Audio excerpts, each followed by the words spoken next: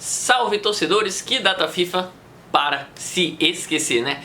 Bom galera, hoje o vídeo vai ser conteúdo top. Hoje eu vou falar sobre o 4x1, que é um 4x1 que passa além do campo. Se engana quem acha que olhou um jogo fora do comum, do que poderia ter acontecido a favor do Brasil ou contra o Brasil. Não. O 4x1 é um resultado, vamos dizer, dos últimos 3 anos ou 4 anos de organização entre a seleção brasileira e a seleção argentina e um pouco deste patamar de seleção de outras seleções do mundo também. E aí eu vou fazer essa leitura, fiz um roteirinho aqui bacana para ser o mais conciso e preciso nos comentários pra gente também e com uma certa velocidade. O vídeo vai ficar grande porque tem muito conteúdo a ser falado, se passa além das 4 linhas, o que foi aquele 4x1. Então vamos lá, vamos começar falando sobre Dorival Diola, que é o cara, é o principal culpado, né, do 4x1 é o Dorival. A escalação, gente, ele decidiu que o Wesley, o Murilo e eu acho que o Joelinton estreariam como titulares contra a seleção argentina, fora de casa. Aqui é o primeiro ponto que já começou errado. Ele colocou o Wesley e o Murilo, que são 2 jogadores sub-23, se não me engano, senão eles são bem jovens também. Foi a primeira convocação dos dois para a data FIFA e já colocaram eles para estrearem contra a Argentina na casa da Argentina. Parece uma loucura. A Argentina, atual campeã do mundo, melhor seleção do mundo, e o Brasil passando pela pior fase que tem nos últimos 20 anos, 50 anos, isso tudo. Ele também decidiu estrear uma formação nova. Se teve alguém insatisfeito com alguma coisa que o Dorival conseguiu apresentar nesses anos de data FIFA, ele decidiu mudar. Ele vinha com o 4-2-3-1 aqui nas últimas data FIFA e ele falou assim: não, contra a Argentina eu vou inventar o 4-2-4 ou então foi 4-2-2-2, mas ele também decidiu inventar a formação. Então a gente tem jogadores sendo testados, formações sendo testadas, jogadores sendo mudados de posição. Eu vou dizer que eu gostei do que o Rafinha fez contra a seleção da Colômbia. Aí vai lá o Dorival aí, pô, Rafinha, tu jogou legal, mas bora mudar a posição só pra ver o jogo da Argentina, que ele vai jogar totalmente diferente do que ele faz no Barcelona também, e aí, né? Agora a gente tem pontos também a falar sobre a leitura do jogo. A leitura do jogo. O Dorival decidiu não fazer nenhuma nuance tática contra o Brasil. Não teve um sacrifício, não, eu vou mudar o meu lateral, eu vou mudar a minha formação. O Rodrigo vai entrar no banco porque eu acredito que a gente não possa jogar com esses 4 atacantes aqui, essa linha de 4 aqui. Eu vou tirar o Rodrigo para não jogar. Eu vou colocar o Rodrigo de centroavante para dar uma certa velocidade. A Argentina não tem pontas, essa Argentina não tem o Messi, então eles vão criar muito pelos corredores centrais. Então eu vou formar uma trinca de meio-campistas aqui para poder acabar com... Nossa, essa trinca tá feia, né? Essa trinca de meio-campistas para poder acabar com a graça da seleção argentina. Não teve nada disso. Não teve nada disso, não. O Dorival, ele esquematizou o Brasil como se ele estivesse num amistoso. Testando, mudando jogadores de posição, testando jogadores novos, testando formação nova. Foi simplesmente isso. Ele não soube fazer substituição e quando ele fez ainda pior. O Brasil, ele começa o jogo tomando gol em 5 minutos. Ele fica lá olhando, você vê ele olhando, ele tá analisando nada. E aí o Brasil começa nesse 4-2-4. Eu tô mudando toda hora aqui, né? 4-2-4. Aí o que ele faz? Depois do primeiro tempo todinho, né? Que nisso daí, a gente já viu o Tite perder Copa do Mundo por demorar às vezes 15 minutos fazer uma substituição, algum ajuste. O Dorival, ele demorou simplesmente 45 minutos e não mudou nada, né? Tem esse zagueiro aqui, vai sair esse zagueiro, vai entrar outro zagueiro. Vai sair esse volante, vai entrar outro volante. Vai sair esse centroavante, vai entrar outro centroavante. Pra quê, né? Como se fossem os jogadores que estivessem perdendo o jogo e não o esquema tático ou a forma como decidiu jogar. Então aí foi ruim, ele dá mexeu pra pior, porque o Rodrigo ele é substituído pelo Endrick. O Rodrigo dá até uma certa dinâmica de movimentação que o Endrick não dá. O Endrick é um jogador para ficar na área, receber a bola e finalizar. O Brasil não criou uma chance. Não criou uma chance. E ele decidiu colocar o Endrick, que não é um criador de chances, ele é um finalizador. Por que você coloca um finalizador de chances numa seleção que não está criando? Complicado entender o que foi as substituições do Dorival. E ele está mais de um ano sem tentar nada diferente, né? Eu acho que o Brasil encaixa muito mais uma trinca de meio de campo, já que a gente reclama de não ter meio atacante, né? E a gente tem esses volantes e meio campistas que pisam na área, como é o caso do Joelinton e do Gerson. Poderia ser o Joelinton e o Gerson, gostou do meu inglês? Só que ele não muda nada, tá? A mesma coisa, repetindo, o que ele vai fazendo, ele só vai piorando para a seleção brasileira. E aí a gente vai para a preparação do Dorival. Aqui tem muitos pontos que são simplesmente incríveis da preparação do Dorival. A convocação que ele mesmo não confia. Ele se viu no momento de necessidade no jogo contra a Argentina. Ele se viu nesse mesmo momento de necessidade, isso, durante a Copa América, e ele tem o time titular ali. E quando o time titular dele não dá certo, ele não muda, ele não quer mudar, ele não gosta de mudar. Os jogadores que ele convoca, ele não convoca para serem possíveis titulares, ele convoca para ser reservas que vão entrar faltando só meia hora de jogo. E se o Brasil perder no primeiro tempo, ele não sabe o que fazer, ele não confia na própria convocação, essa é a verdade. Jogadores cortados da seleção sem critério e outros jogadores que vieram titulares sem critérios. No ano passado, vamos analisar um pouco do ano passado do Dorival. Ele convoca Igor Jesus e Luiz Henrique, muito criticado, e ele banca. Não, esses caras vão vir e eles podem representar sim. Dito e feito, os dois marcaram gols pela seleção brasileira. Eles têm médias de gols melhores do que os atacantes Rodrigo e Vinícius Júnior, o Igor Jesus e o Luiz Henrique. Foram duvidados, entraram na seleção, marcaram e foram cortados. E aí a gente percebe que o Dorival colocou um centroavante, que no caso o Igor Jesus, ou um ponta, Luiz Henrique, que mesmo se fizesse gol seria cortado. Ele perde as poucas datas FIFA que ele tem para testar, e aí a gente chega nessa data FIFA contra a Colômbia, onde João Pedro é o centroavante titular, nunca foi convocado, ele pulou o Igor Jesus pulou de titular para não convocado, o João Pedro pulou de não convocado para titular, e aí depois do jogo da Colômbia, o Endrick não tinha sido convocado, ele é convocado pela lesão do Neymar. Neymar é meio atacante, o Endrick é centroavante, o centroavante veio substituir a vaga do Neymar. Aí o Endrick é uma opção fora da convocação. No jogo contra a Argentina, quando ele quer botar um centroavante, ele não bota o João Pedro, ele bota o Endrick. Então, já na mesma semana da Colômbia até a Argentina, o João Pedro passou de titular para a terceira opção de centroavante. Ou quarta, se ele estiver considerando o Rodrigo e o Vinícius como como centroavantes, nesse novo esquema de dois centroavantes. Então não existe coerência, não existe. É difícil de entender o que o Dorival está avaliando nesses jogadores. E aí, isso daí vai num ponto contra, que aqui a gente se fala ponto contra, que é muito importante, jogadores desmotivados na seleção brasileira. Ora, se eu sou o Luiz Henrique, sou convocado, desacreditado, eu vou lá, marco gol, calo os caras, eu penso assim, o treinador acertou em me chamar. Aí ele vai lá e me corta.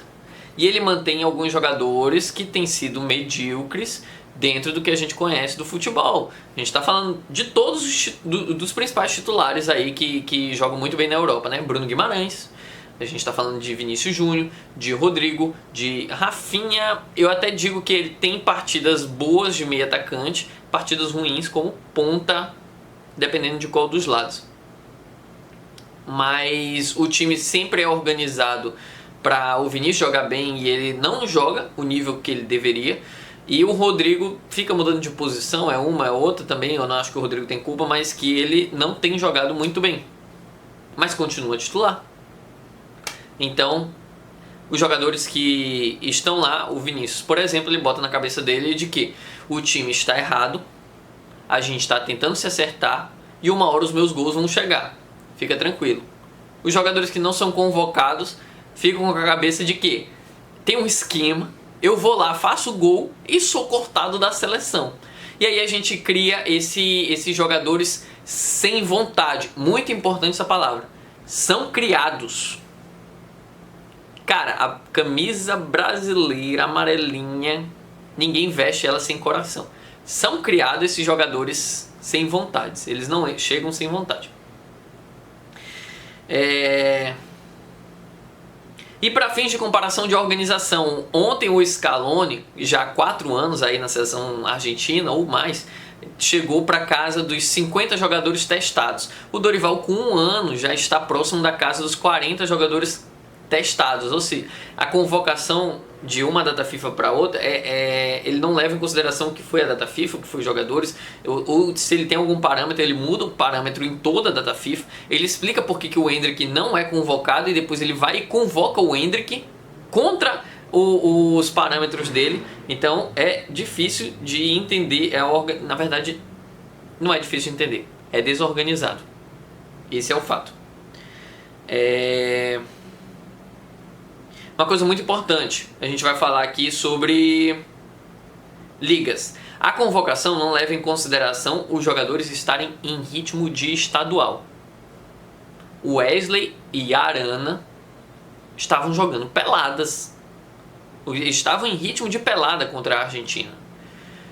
Isso porque, é claro, eles estão em ritmo de estadual, não tem como comparar o Wesley enfrentar o Nova Iguaçu pelo Flamengo, enquanto ele enfrenta a Argentina pela seleção brasileira, estreando ainda, né? Coitado. O mesmo serve para o Guilherme Arana. E o Dorival não leva em consideração de que a gente está no pior ano possível para se convocar jogadores do Brasileirão. Não estou dando preferências para ligas, mas se os jogadores da Europa estão de férias, a gente evita convocar eles. E se os jogadores do futebol brasileiro não começaram o futebol brasileiro, a gente evita usar eles. E aí a gente vai para uma polêmica aqui, que foi os jogadores de Premier League. Esses jogadores de Premier League não dá mais para convocar. Os cases que deram super errados, o Joelinton e o Murilo, estreia terrível do Murilo, né? Como titular. Cara, se existe um canal no mundo que vai dizer que a Premier League é super valorizada, esse aqui é o canal, esse aqui é o cara. Mas eu não vou chegar e dizer não dá pra convocar os jogadores da Premier League depois do golaço que o Matheus Cunha faz sozinho, né? Matheus Cunha contra a Argentina. Ontem foi, na verdade eu não sei se o vídeo tá saindo depois de amanhã. Amanhã. Mas o jogo foi Matheus Cunha contra a Argentina, o tal do jogador da Premier League. Eu acredito sim que a Premier League é super valorizada. Eu acredito que a gente tem que levar em consideração que o André e o João Gomes são bons jogadores de um Wolverhampton que está brigando para não cair, que é totalmente diferente do Matheus Cunha, que está se comprovando um craque do Wolverhampton que está brigando para não cair, tá? Então existe supervalorização. O Murilo, que joga na Premier League, não é o mesmo da seleção brasileira, o mesmo serve para Bruno Guimarães, Joel, então tem que fazer o teste sim, quem merecer tem que ir, independente da liga que tá.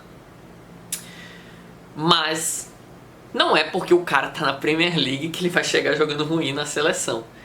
Agora, mais um ponto contra é a desvalorização do campeonato italiano. Para quem não sabe, um dado aqui bem curioso, lá ele, né? Os 2 jogadores com mais bolas recuperadas no campeonato italiano são 2 brasileiros. Será que o scout do Dorival não sabia disso? Lateral direito, o Dodô da Fiorentina e o Ederson, volante da Atalanta. Mais uma questão da preparação do Dorival em comparação ao Scaloni também. No jogo contra a Argentina e o Uruguai, o Scaloni ele decidiu poupar certos jogadores que estavam amarelados. E o Dorival não fez a mesma coisa contra a Colômbia. Perdeu Bruno Guimarães e Gabriel Magalhães, que são titulares absolutos, peças-chaves. No Brasil do Dorival, ele pôs à prova, tomou amarelo, foi suspenso e desfalcou contra a Argentina. Poderia ter evitado o 4-1.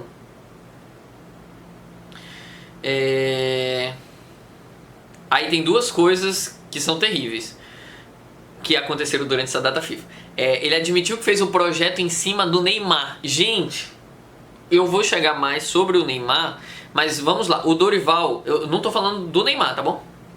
Fãs do Neymar, segurem que vai ter mais sobre o Neymar, tá? Coisa boa, coisa boa. O Dorival tá 1 ano na seleção brasileira. Ele deixou de convocar o Neymar? Ele não quis, ele falou assim, não, eu não vou convocar o Neymar. Não, o Neymar não conseguiu ficar disponível para a seleção brasileira. Disponível. Eu não estou dizendo que ele não chegou ao nível. É disponível, porque se ele estiver disponível ele já vai ser convocado. Ele não conseguiu. Aí eu te pergunto, por que um cara tá 1 ano fazendo mais de 10 jogos e ele tá fazendo o projeto em cima de um jogador que não está disponível? Não está disponível. Gente, se vamos lá, se o Real Madrid perder o Mbappé, no caso, eu vou dar um exemplo melhor. Eles vão perder o Benzema, eles perderam o Benzema, que era o centroavante, não substituíram por nenhum centroavante, eles organizaram o time, não, agora para compensar o Benzema, isso aqui, pá, Champions League. Champions League. Por que Dorival tá fazendo projeto em cima de um jogador que nunca fez parte da seleção dele? Cara, isso é loucura. Eu vou dizer uma outra loucura também. Ele ter desperdiçado tantos jogos com o Lucas Paquetá, sabendo que o Paquetá poderia estar indisponível para a Copa, que é o que acredito que vai acontecer. Então são 2 meias aí que ele está fazendo o projeto, e quando chegar na Copa talvez ele não tenha nenhum dos dois. A maior probabilidade é que não tenha. Se rolar uma bet assim, Neymar vai estar disponível? Acredito que não. Sinto muito aos fãs, mas acredito que não. E no pós-jogo ele admitiu que nos primeiros minutos do jogo contra o Brasil e a Argentina ele percebeu que não estava sendo da forma como ele gostaria. Cara, 45 minutos para fazer substituição. E quantos minutos ele demorou para mudar alguma coisa? Ele não mudou nada. Ele não mudou. O 4-2-4 foi perpétuo por todo o jogo da Argentina, que foi o jogo só da Argentina. Ele olhou, ele sabia que estava dando errado, ele falou assim, não vou mudar, o problema são os jogadores, chegou o intervalo, eu vou mudar os jogadores. Mudou os jogadores, nada demais, né? Foi pior, né? Porque eu acho que foi 2-1 o primeiro tempo, 2-0 o segundo. Ele piorou o time. E aí ele botou mais gente para estrear fria, que o Léo Ortiz. Ele entra pra ver como é que é esse clima da Argentina, ele entrega um gol para Julián Álvares que não marca. A grande chance criada da seleção brasileira foi um passe de cabeça do Léo Ortiz pro Julián Álvares. Na verdade eu não lembro agora se era o Julián Álvares. Aí vamos pro tópico do material humano, que muita gente vai reclamar. Essa seleção brasileira não tem mais jogadores de antigamente, essa seleção brasileira os caras vêm e não são grandes jogadores, essa seleção brasileira não sei o que, não sei o que, não sei o que, não sei o que. Eu vou cortar bem aqui rápido. Esse aqui é bem rápido. Bem rápido. O material humano da seleção brasileira, ele é excelente. Todas as Copas do Mundo, o Brasil tem um material humano excelente. Se for para dar uma nota, é sempre de 8 para cima. O material humano da seleção brasileira é de 8 para cima. E todos os jogadores que estavam do outro lado da Argentina, eles são especialistas em perder para todos esses brasileiros. O Bruno Guimarães elimina o McAllister no Liverpool, o Marquinhos elimina não, vai o McAllister de novo na Champions League, o Vinícius Júnior e o Rodrigo cansam de ganhar do Depou e do Julián Álvares, na verdade não cansam, mas eles têm uma vantagem em cima do Atlético de Madrid. E se o Scaloni pudesse escolher, ele escolheria o elenco do Brasil. Eu sei que vai ter gente falando, eu olhava aquela seleção de 2002 e não representava igual essa. Mas aí é um dos grandes problemas. Por que você está comparando a seleção de 20 anos atrás? Você quer ganhar a Copa do Mundo de 2002 de novo? Ou tu quer ganhar a Copa de 2026? A gente tem que comparar com o que tem aqui.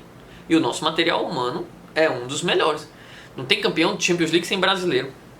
Não tem campeão de Premier League sem brasileiro. Não tem campeão da La Liga sem brasileiro. Até a Liga Italiana... Não, a Liga Italiana no Brasil realmente é mais fraco. Pro Brasil é mais fraco. Mas destaques da Ligue 1, que é o campeonato francês, também tem brasileiro. Não tem nada relevante no futebol de clubes sem ter brasileiro envolvido. E acho que a gente é o único país que tem isso. Então não dá para reclamar do material humano. Ai, cara, e agora a gente vai sair do Dorival. 19 minutinhos para falar de Dorival. Vamos para a gestão da CBF. Esse aqui eu também vou bem rápido. Para quem não sabe, muito desse problema que a gente está tendo hoje da seleção brasileira vem lá de cima. presidente da CBF, Edinaldo Rodrigues, já reeleito para ficar até 2030 e ele tem umas parcerias ali para garantir que ele vai ser reeleito para ficar até 2034. Detalhe, ele escolhe a eleição quando ele quiser. Ele escolheu para ser antes do Jogo do Brasil. Falo do homem agora. Já fazem 4 anos que o Tite anunciou que ele sairia da seleção brasileira após a Copa do Mundo e o Brasil ainda não substituiu ele. Aí tem gente que vai falar, não, mas chamaram o Dorival. Não, quem veio o Ramon de interino para tampar buraco, o Diniz veio de interino para tampar buraco, o Dorival veio para tampar buraco que seria do Ancelotti, e aí não se tinha mais opções, porque você chegou numa época do ano onde você tinha um mês para escolher o técnico e escolheu. Aí, Dorival, pronto! E aí foi. Tudo para tampar buraco. 4 anos já se passaram. Desde não da saída do Tite, mas do anúncio. Eu acho que foram mais do que 4 anos. Ele não consegue. A mesma gestão da CBF, que tem feito um dos piores calendários para prejudicar times brasileiros, não tem formado bons treinadores, padrão de arbitragem terrível. Eu anotei mais alguma coisa? Não, e é isso. E aí, ela cospe no próprio produto. Por quê? Vou defender agora o Dorival. E vou defender o Fernando Diniz. A seleção brasileira, por não ter feito essa gestão, chegado assim pro Diniz, olha, tu larga o Fluminense no ano que vem, a seleção brasileira é tua, a gente vai montar a base pra ti, tu vai escolher os jogadores. Não, chega assim, Diniz, assume aí só esses 2 meses. Aí vai lá, queima o campeão da Libertadores. A gente tem um técnico brasileiro que ganha Libertadores, que era uma coisa um pouco rara, a gente tava tendo times brasileiros ganhando Libertadores, mas não com treinadores brasileiros. E aí ele vai lá e ele queima os 2, né? Dorival e Fernando Diniz. Ele conseguiu trazer o Dorival, que estava vindo eu acho que 2 anos, com 5 títulos. 2 grandes treinadores do Brasil, o Dorival com o trabalho do São Paulo e do Flamengo e o Diniz com o trabalho do Fluminense, porque a CBF chega para os treinadores e fala assim, vocês vão assumir 2 meses aí. Assume 2 meses e aí qualquer coisa tu vai embora na mesma hora. Não vou te defender. Isso pro Diniz, né? Pro Dorival é o seguinte, Dorival, eu perdi 1 ano procurando um técnico, tu foi quem sobrou a Copa América daqui a 2 meses, e aí tu vai lá, se der ruim tu diz que foi bom. E aí bota o cara nessa situação. A gente está falando dos melhores materiais humanos brasileiros que nós temos também. São os treinadores. Então a gestão vem desde lá. E agora, para finalizar, sejamos realistas. 3 pontos realistas aqui que não podem faltar para nenhum brasileiro. E aqui vai cair para o Neymar também. E aqui vai muito do que tem se falado na mídia, que eu trouxe esses 3 pontos. Primeiro, sejamos realistas. O Neymar não está disponível. Isso aqui é uma conversa de ponto final. Porque a galera vê o jogo da seleção e pensa assim, poxa, o Neymar resolvia. O Neymar devia estar ali. O Neymar podia resolver isso aí. Se fosse com o Neymar não seria assim. E o pessoal fala como se o Dorival estivesse cortando o Neymar da seleção brasileira. Como se a CBF estivesse cortando o Neymar da seleção brasileira. Gente, atualiza o status aí. É indisponível. Ele está indisponível. Não tem como a gente ficar botando culpa ou dizendo que a solução é um jogador que não está jogando. Que isso, pô? Isso é loucura. É loucura. É claro que o Neymar é a maior referência técnica dos últimos 20 anos de toda a geração brasileira, esse país gigante, populoso, que gera os melhores jogadores de futebol do mundo. O cara, ele era ambidestro, ele estava aprendendo a jogar de meio atacante, era ponta, fazia gol, artilheiro, líder de assistência, mas é indisponível, ponto final. Ponto final, ele está disponível? Convoca. Centroavante, meio atacante, ponta esquerda, você quer jogar com o Vinícius, você quer jogar com o Rafinha, isso é uma coisa. Isso é um assunto, é uma conversa. Hoje é indisponível. E acabou. A solução mais falada para todos. Demite o Dorival. Gente, o Dorival não pode ser demitido. Ele tem que ser substituído. Você não... todo o início desse problema foi o Tite ter saído e ninguém ter entrado. Você não pode fazer isso, ainda mais com 1 ano faltando para a Copa. Se não tiver ninguém melhor para assumir, ou alguém que queira, que eu não sei se alguém quer assumir isso hoje, ele fica. e tem que resolver com ele. Não tem como mandar o Dorival embora, tem que ser substituído. E para finalizar, a Argentina teve pena. Eles jogaram sem os dois jogadores com mais participações para gol, e não por opção, o Messi e o Lautaro Martinez, que tem na seleção. Eles fizeram substituições para estrear jogadores sub-23, o Nico Paz e o Domingues, dois jogadores da Série A italiana. E eles em nenhum momento quiseram ser agressivos contra o Brasil. Estavam lá em ritmo de treino, tocando para um lado para o outro, fazendo seus gols, comemorando. Saíram depois do jogo com pena dos brasileiros, falaram assim: não, olha, a gente entende o que o Rafinha falou, ele tava tentando defender o país dele, eles tiveram pena da gente. O Rafinha tava tentando defender o país dele, a gente entende. Foi o que o técnico da Argentina falou. Bom, galera, é isso aí. Valeu, Samural, torcida. Tchau!